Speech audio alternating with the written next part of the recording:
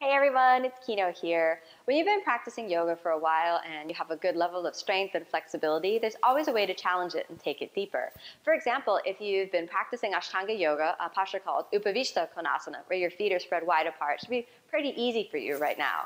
This is also a posture, Upavistha Konasana, from here and all the way down, that the position, if you're working on pressing up into handstand from a straddle position, that reach forward is really important. Well, a way to really make sure that you have the dynamic strength and flexibility is to use some blocks and actually overstretch, okay? This is not something to do within the context of the practice, but it's something you can do outside of the practice. So you want to angle two blocks over towards you, and then press your feet right onto the blocks, and then make sure that they're wide enough apart so your torso can really slide right through. Now, another important thing, of course, is to make sure that Upavistha Konasana is not a problem for you, right? If the basic posture is a problem, you don't want to try this. But if you're ready to take it a little bit deeper, your heels over the sides of the block, and then you're going to pivot right through the hip joints, pubic bone goes back, reach your hands forward, and let yourself gently reach down. So this is nice and easy, and you should almost do some extra stretching in the posture. If it's real challenging for you, you can rest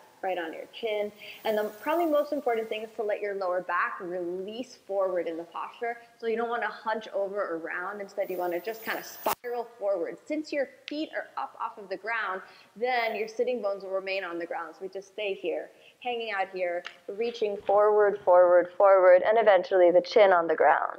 And you can keep the belly sucked in, and if you're feeling this, like right through the back of the knees, right through the thighs, that's exactly where we should feel. But you don't want to feel any pressure in the joints of the knees, and we just hang out here for maybe at least 10 breaths. Maybe we've been there about 10 right now. Now, that's not where we're going to stop. We can actually go a little bit deeper. So let's pull ourselves all the way back and turn that block all the way up. Right? It's a little less stable here, so we want to make sure that the block is flat on the ground. Heel is going to reach all the way off. It's almost like you got to build yourself a little tower here, but it'll be worth it when you're done. Then rest your heels all the way on top. Make sure again that the feet are wide enough apart so that you can slide through, and then again, press yourself down, all right? So there's almost like a little electrical impulse when you get from overstretching, but again, this is the perfect way to prepare for the straddle position, press up into handstand, and to take your Upavistha Konasana deeper, or even to take your straddle a little bit deeper, even though our legs aren't that wide apart. For anyone working Basana, which is an arm balance in the second series called Firefly in English, this is also a great prepare to get your knees really past the plane of the shoulders. Walk and wiggle your fingers forward and sink into the hip joints.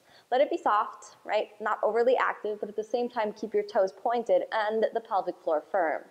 After about 10 breaths here, really reach forward to really get the most out of it. Come onto your elbows and let yourself rest for a moment. Then roll your spine all the way up. Remove yourself easy from the blocks. You might notice that your knees like to be bent after that, so just hug yourself into a little ball, just for a few breaths from here. And then nice and easy, return to a comfortable seated position. So I hope this stretch will help you get a little deeper into your hips, a little deeper into the inner thighs.